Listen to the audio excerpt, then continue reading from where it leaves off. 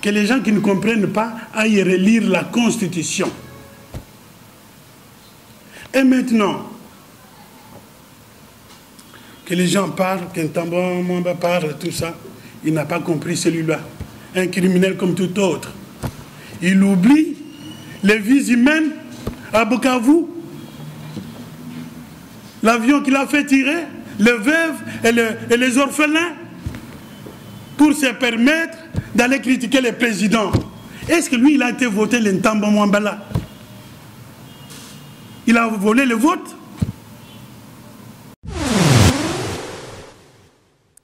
Yangwana ce peuple congolais, tous les jeunes du mouvement debout congolais, tous les jeunes de l'UDPS, tous les jeunes des parlementaires debout, tous les jeunes, base le jour wana, tamba kosal congrès wana, tokozala nakati, tokozala pelibad, tamba mwamba soka sakani, tokomone place à Kobimela. Qu'est-ce qu'il est lui pour critiquer le président? Il a été voté un criminel international, connu internationalement.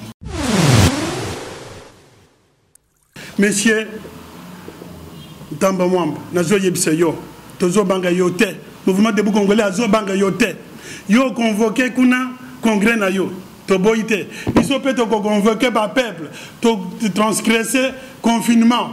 Bino Libanda, Biso dehors, Tokomona, Sokubo Sali Bouzoba Kuna, place Bokubimel. Mutualité, Misunga, Yomoko Misunga. Tokate mutilinga la tezake, Yomoko Misunga. On a déjà, Nasa de Nela Nakoki Nanga Turquie, Suède. On a Suède, ma mère. Nasa les fonds, comme la dina belle, Kaponga Nasi Nasa de la pétrolière, grâce Mandela. Voilà, Misunga ya grâce Mandela. La pétrolière quoi. Donc ngai na sadere et puis mission na matu baza pe kuna na bosenga bokende kuna parce que ngai mo na sadere na ba mission na ngai Misunga ya grâce Mandela la pétrolière. Misunga ezali mutuelle na biso ya santé. Ngai mo na ba mission na nga toza déjà na kati ya Misunga ko pesa yo soin en cas de problème na mboka so pe sengi bima libanda et bimisio kaka. Misunga ya mama Grace Mandela. Allô? Ngaya wa santé eza Misunga? Ah! Hey, okatelinga lingala pour la santé à mwana. Mon fils, pour ma santé, Misunga? Ah, okatelinga lingala. Bandeko, Misunga ezali kokatela mutulinga la te. Ezali mutuelle de santé. Oyo epesameli na batu nyonso. Employé to non employé, mutu nyonso oyo akoki kaka contribuer na mbongo mukie na fin du mois po ete mokolo akobela Misunga ezwa soin na ye na ba hôpitaux nyonso ya minene ya République démocratique du Congo. Soki maladi na yo bakoki ko traiter yango awa na Congo te, Misunga akozwa charge na yo okende kozwa soin na bamboka lokola Afrique du Sud, Turquie, Suède, Russie, to Inde. Kala mingi te na bamboka misusu. Soki mutu oyo Misunga ezwaki charge na ye pona basoin, Nzambe akamati molimo na ye, Misunga akosokipe na mort na corbillard. Ate bandeko bazali libanda bakoki ko adere bandeko na bango awa na Congo po ete bazwaka soin awa na mbongo bango bazali kofuta. Na Misunga, ta santé c'est ta vie. Balanza Congo France, oui, madame la 4 tranche à notre sur la côte la politique Mboka Congo. Les lots vraiment aux alliés awa na déclaration. Il y a bande qu'on a vu sur parti politique MDC. Oyo bae kosona par rapport à la question d'actualité. Kola la kolamgreza habitude. Tout le monde qui moi la Mboka Alexine Tambo et moi Mboka président du Sénat.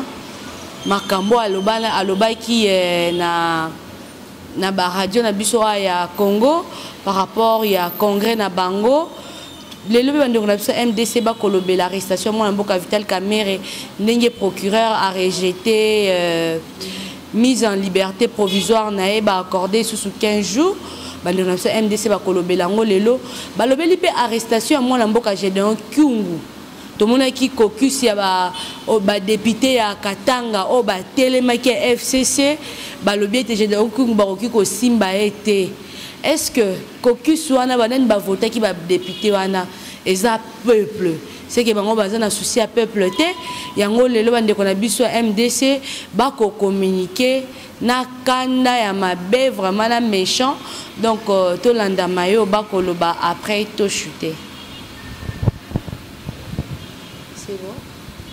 Ça déjà ma et de l'arrestation du directeur du cabinet du président de la République, M. Vital Kamerhe. Comme vous le savez, M. Kamerhe Vital est tout d'abord un citoyen congolais. Un citoyen congolais comme vous et moi. Un citoyen congolais qui a des droits et qui a des devoirs envers la nation.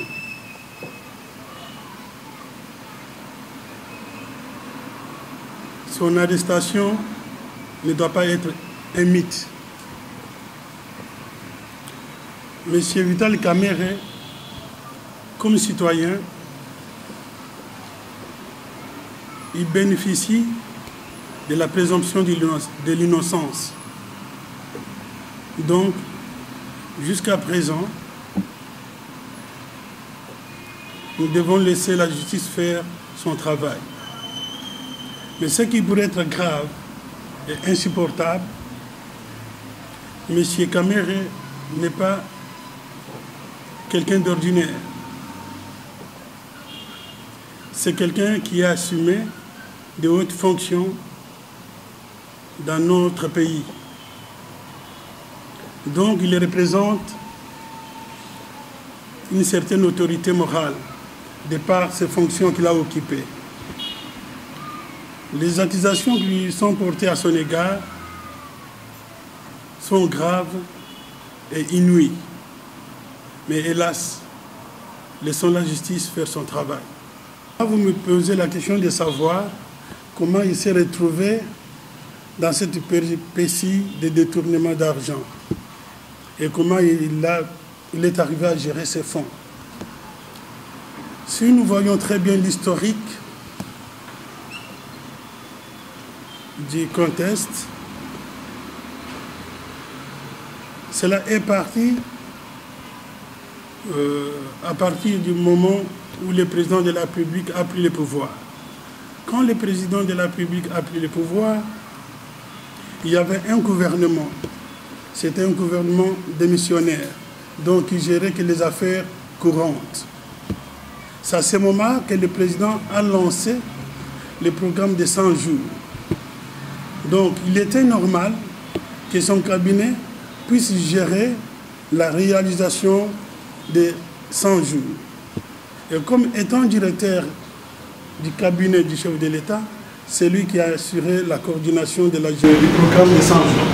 Donc c'est le président qui lui avait confié ce... Non, il est le directeur du cabinet du président. Le président n'allait pas prendre ce programme-là, les confier à un gouvernement qui était démissionnaire. Donc le président non plus ne pouvait pas attendre que le gouvernement soit mis en place pour commencer à travailler.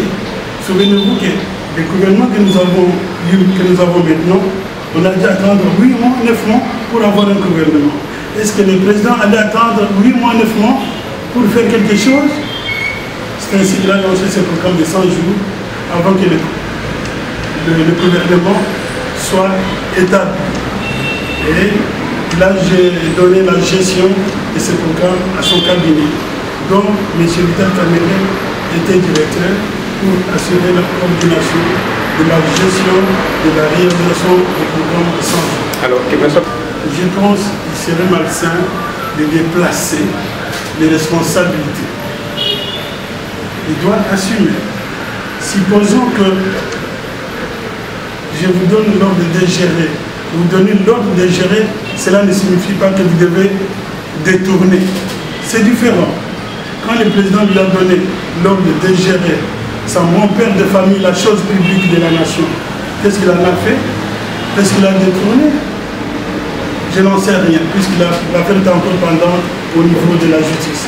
C'est pour ça que je vous dis, il bénéficie encore de la présomption d'innocence, attendant que la justice fasse son travail.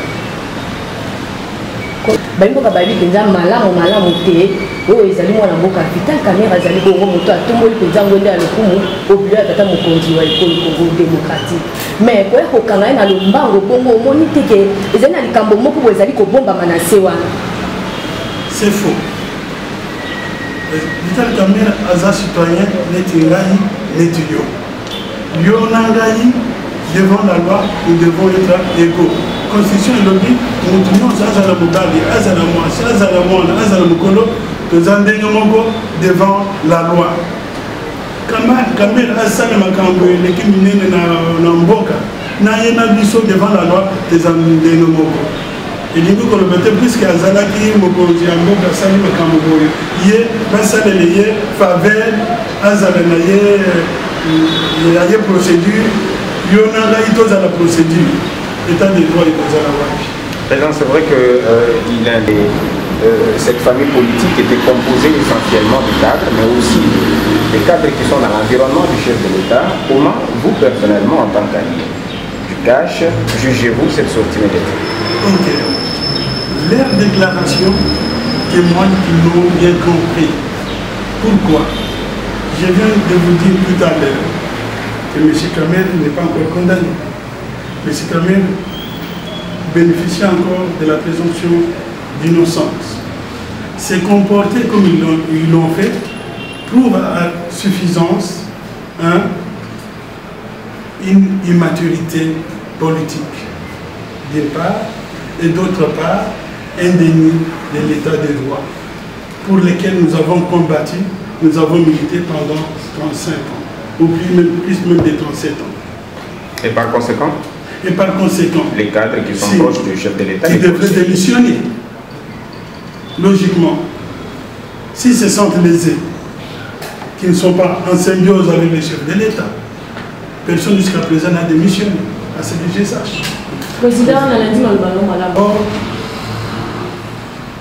ce n'est pas à moi de juger, là, on a jugé que dans un juge de Pona-Loba, on appelle liberté provisoire. Juge Yomoko, en fonction de la gravité, il y a ma camp. On a apprécié, à Kobimete, à Tikala. Parce que nous avons ce bon goût. Nous avons 4 ans et demi de prison. La Sénat de liberté provisoire, c'est Baboyak. Nous avons 4 ans et demi de prison. Avec le tribunal, Bakité, le Sénat, il y a un Zanabino. On a une basse de liens faveur. Au moment du Kabouana, donc tous nous sommes égaux devant la loi. Je l'ai lâché ici, puisque la question a été à tout le monde qui a été c'est que nous avons ce binon. Bon, il y a bien les Camerounais. Encore, il y a le salon de Nairobi et le Bakini. Et le Baki, celui des PES, la INCC, dans une majorité parlementaire, pour diriger Mboka. Ce qui va diriger Mboka, c'est Kamerhe Azalani, Premier ministre. Si Koyo, IDPS, dans l'INC, dans une majorité parlementaire, encore les alliés et les habités, la Corée est devenue caduque. Même si Kachi paraît exister, Kachi n'existait plus. Au Yébi Gambouana. Donc, moteur soit dans la bêta qui les amis sous-soutés. Donc, tu vas te quelqu'un qui m'y a bon. Est-ce que tu as besoin de majorité? Est-ce que Kamerhe a comme du Premier ministre? C'est quoi le roi du Gambouana? Alors, s'il faut toujours... Je vais vous dire une chose. Quand le président de la République a été investi président et qu'il a pris la parole pour s'adresser au peuple, il a promis au peuple les changements. Des changements dans des mentalités, dans notre façon de vivre, dans notre façon de gérer les choses. Aujourd'hui, il y a un état de droit. Je vois mal que le président de la République puisse hypothéquer l'état de droit au profit des intérêts personnels, c'est-à-dire de l'IDPS ou de l'INCC. Et voilà quelqu'un qui a la parole. Il préfère encore perdre les intérêts personnels, mais quel état des droits. Sacrifier les Kivu. Pas sacrifier les Kivu. Au Kivu, il y a les gens qui sont contre Kamel. Au Kivu, il y a des gens qui sont dans le mouvement, dans l'IDPS. Au Kivu, il y a des gens qui sont dans le mouvement des Congolais qui analysent les choses comme nous les voyons. L'état des droits. L'état des droits, nous avons milité pendant très longtemps pour que nous ayons la démocratie. Mais on ne peut pas parler de la démocratie sans la justice, puisque la justice est l'essence même de l'état des droits. Si nous voulons la démocratie, c'est l'état des droits qui doit régner.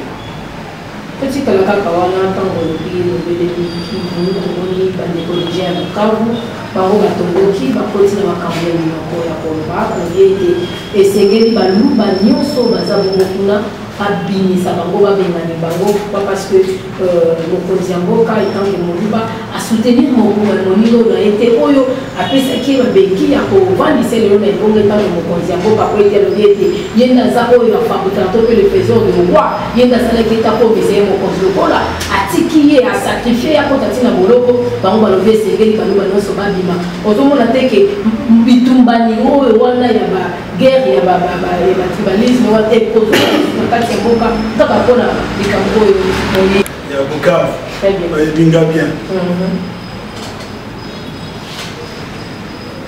Je vais vous rafraîchir la mémoire. Bomoni, période ya Mobutu.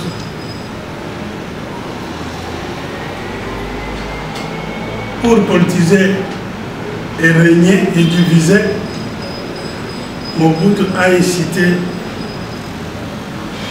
la haine chez les Katangais. Les génocides de Baluba au Katanga, on en parle là-bas. Est-ce que vous voyez bien? Peut-être dans le Bogota mettre. Baboumi, Baluba, na Katanga, na zana film, na kosana tourner l'exebino film wana.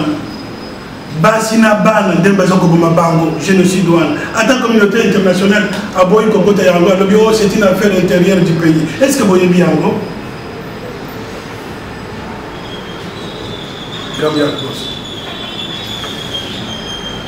Quand le président Kabila, le président Tshisekedi a eu le pouvoir, Lamuka a initié quelques Ndelo. Boyebi a on a bandu balubo moko baboma bango koto ya Kinshasa bote wana ya report baboma bango de sacrifier. Pourquoi? Toujours la haine contre les Baluba. Quand les Baluba militent, ils militent pour une cause noble et commune pour la nation. Sans l'IDPS, sans M. Tshisekedi, est-ce qu'aujourd'hui nous aurions la démocratie? Aujourd'hui nous devrions parler de l'état des droits.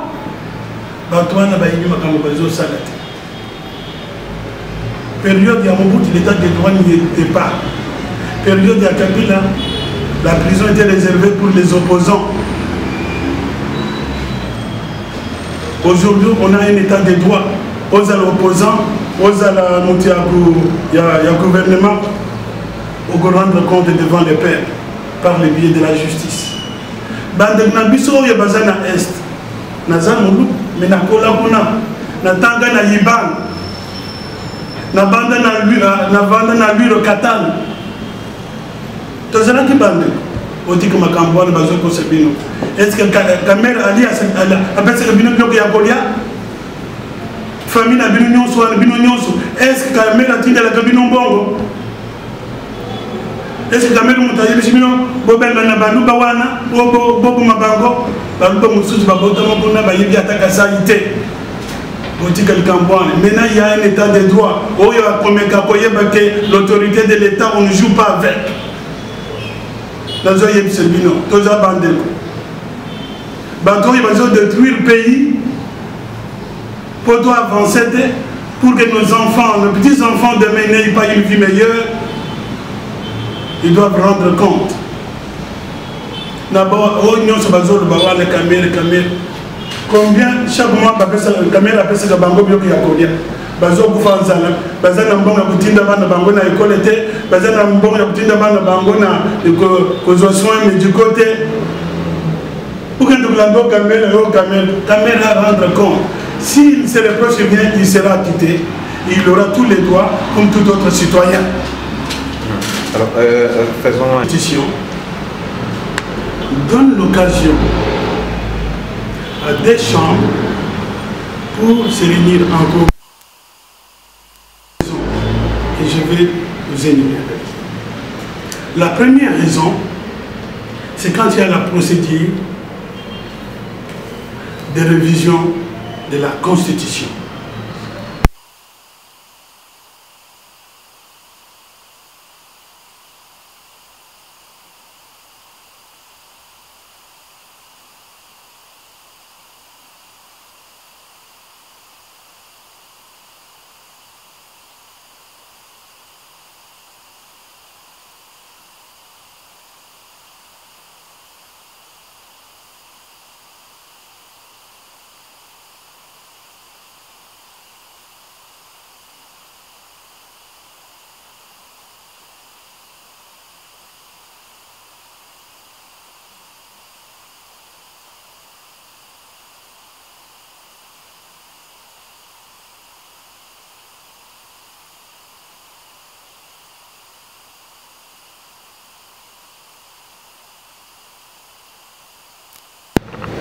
Les cas échéants, ce qui nous intéresse, c'est le deuxième point.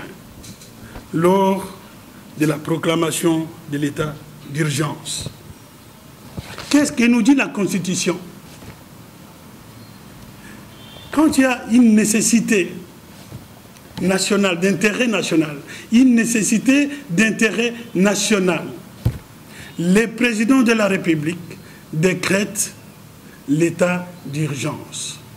Quand il a décrété l'état d'urgence, les deux chambres peuvent se réunir pour autoriser. Attendez.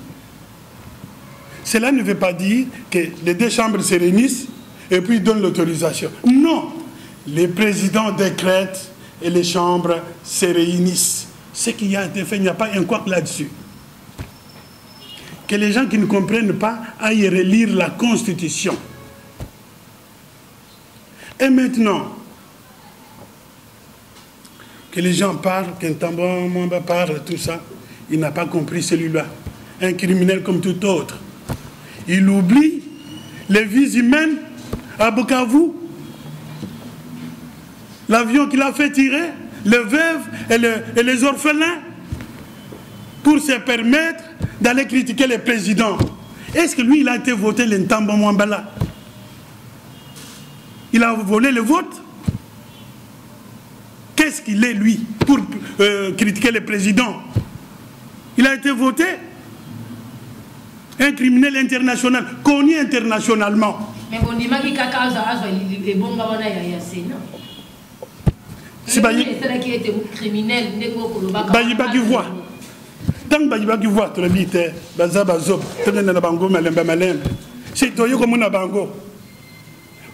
si vraiment il mérite d'être là, tous ceux qui n'ont pas souverain primaire, tous ceux qui n'ont voté le sous, bas supprimer tout le monde, ceux qui n'ont c'est Gokim. Président, alors vous avez parlé de la Constitution, ce qui, selon vous, oui, c'est congrès et par souci de respect de la Constitution. Je ne suis pas juriste, mais avant de venir ici, j'ai quand même consulté mes juristes.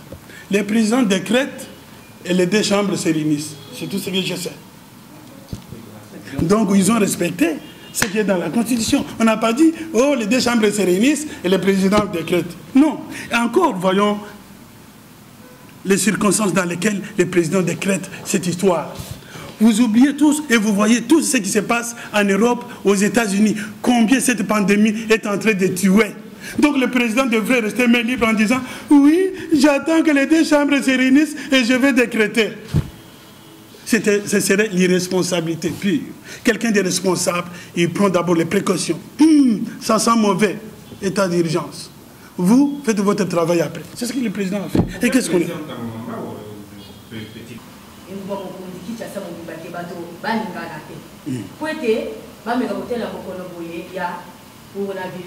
kasi bali kozwa sasa hivi bakanika moya eteni moke mpe eteni yango ozali kosalisa mpenza ata oyo ezali 50% te nde bokolobaka ya bayimboka na engumba mokonzi kinshasa nazali mpena motuna yango ezali kotuna oyo bakonzi basali wana ezali mpenza eloko ekosunga mboka mobimba to te tika likambo wana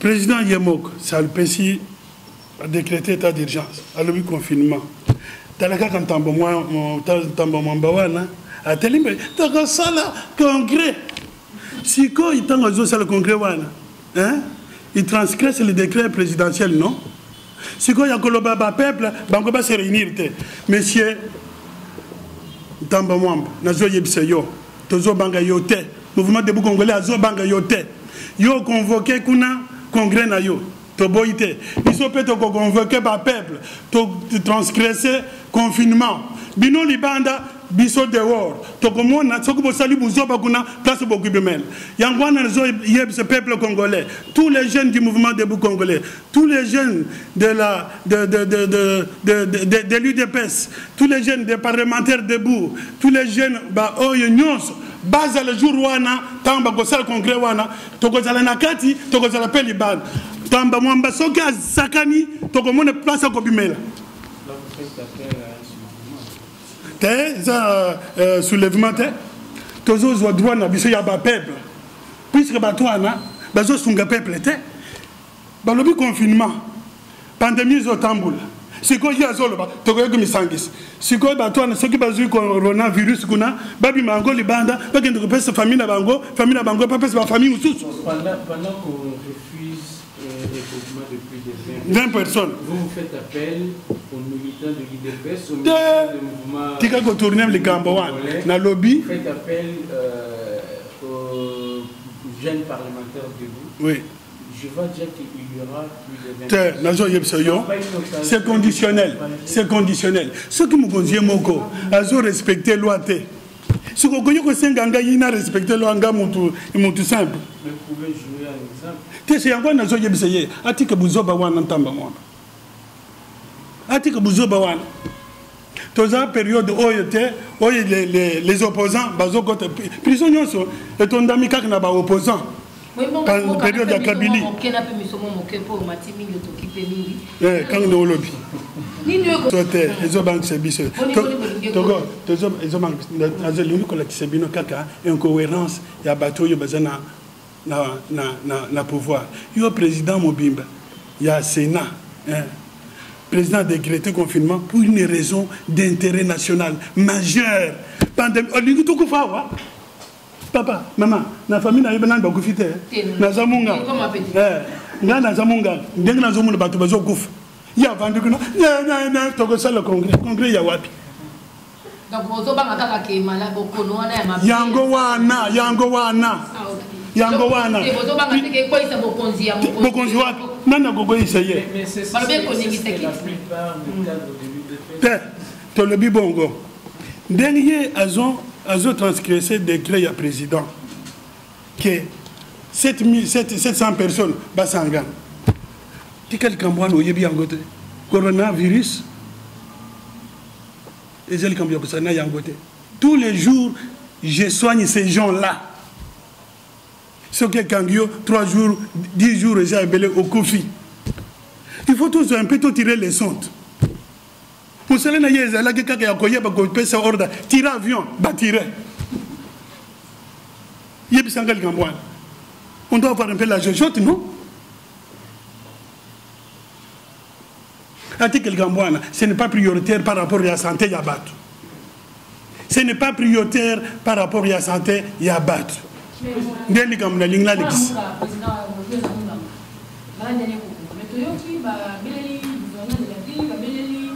ministre de la santé pour aller pour désinfecter déjà ça parce que les députés sont même pas samana. Là le Sénat ma sénateur là député nous a plus de 500 personnes. Mais à lobby pour désinfecter par la vanne de est-ce que yo yebe le kona on attrape ça comment dire lingala Bazoka yango ezaka ndongo petit masoloir oza pembeni il suffit de petites côtelettes ou avaler en gros respirer yango et que sikoy ça garde aux zones oui, masque bakokis ko yakopé hôpital té ya bangonde bakokis. Oye bina hôpital ya yalité.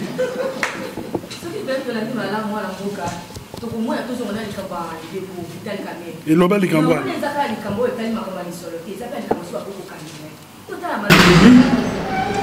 C'est une lutte entre les biens et les mal.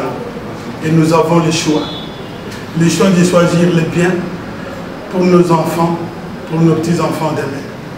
Et le choix de choisir les mal pour que nos enfants et nos petits-enfants demain ne soient pas là. Nous devons juger selon notre propre conscience en tant que personne responsable, personne mature, dans notre famille, dans notre vie professionnelle. Donc je vous lance vraiment un cri de détresse que j'essaie de vous transmettre. Cette pandémie, elle peut décimer. Elle est en train de décimer. Nous avons encore la chance que chez nous, elle est arrivée en retard, que nous pouvons encore prendre des dispositions pour éviter plus de morts. Et respecter les consignes collectives et individuelles. Et d'autre part, vous devrez savoir, en tant que peuple, en tant que souverain primaire, nous avons les devoirs et nous avons les droits. C'est nous qui choisissons les députés pour nous représenter. Mais s'ils nous représentent, qu'ils ne font pas la volonté du peuple, nous avons encore les devoirs et les droits de les mettre dehors. Je vous demande tous, vous tous qui êtes en province, de signer la pétition pour la dissolution du Parlement. Le jour où le confinement sera levé, eh bien, Kinshasa signera aussi la pétition pour la dissolution du Parlement. Merci beaucoup de m'avoir écouté.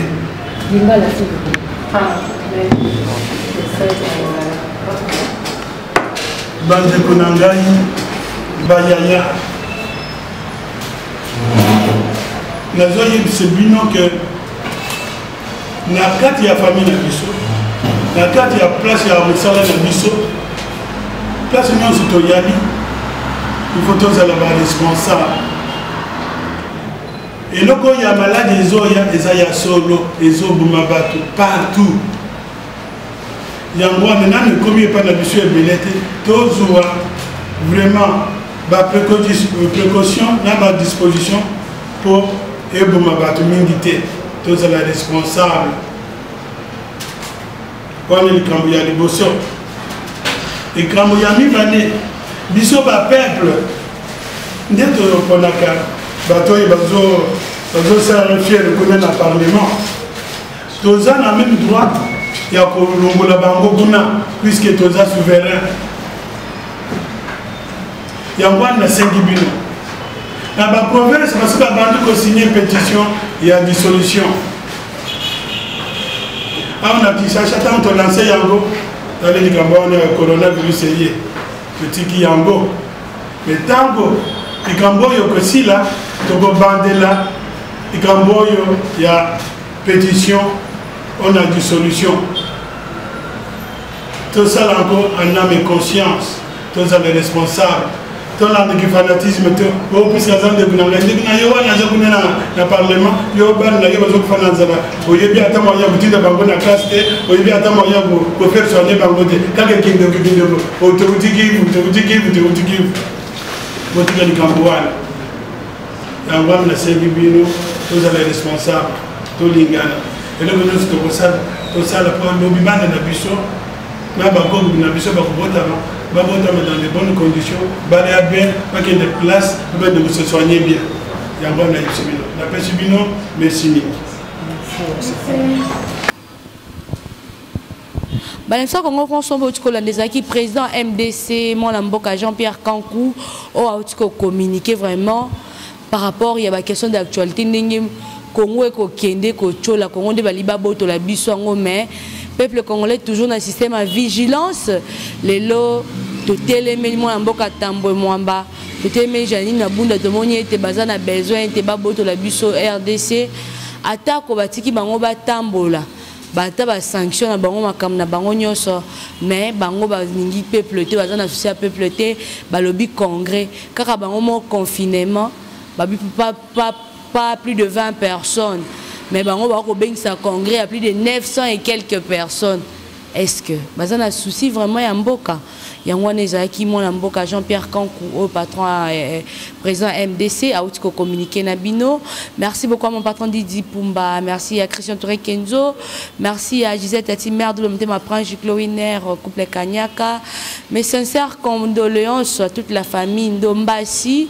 Voilà, moni vraiment impressionnant le clone Ndombasi, l'homme du moment, mon papa chéri, que ton âme repose en paix, moto pas mané au conseiller à moi ma belé Londres est vraiment toza de cœur nabino dans famille Ndombasi Mobimba bande kolanga nyoso basi maman toza de cœur nabino. Merci beaucoup à Michonoka à maman baby Chonoka papi Batia de bonhomme Lisanga papi Maïbelang Empire Basket. Merci maman docteur Balasima. Ciao.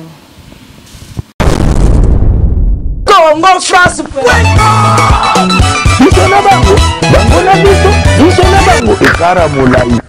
France.com site ya solo masolo ya danger masolo ya kitoko.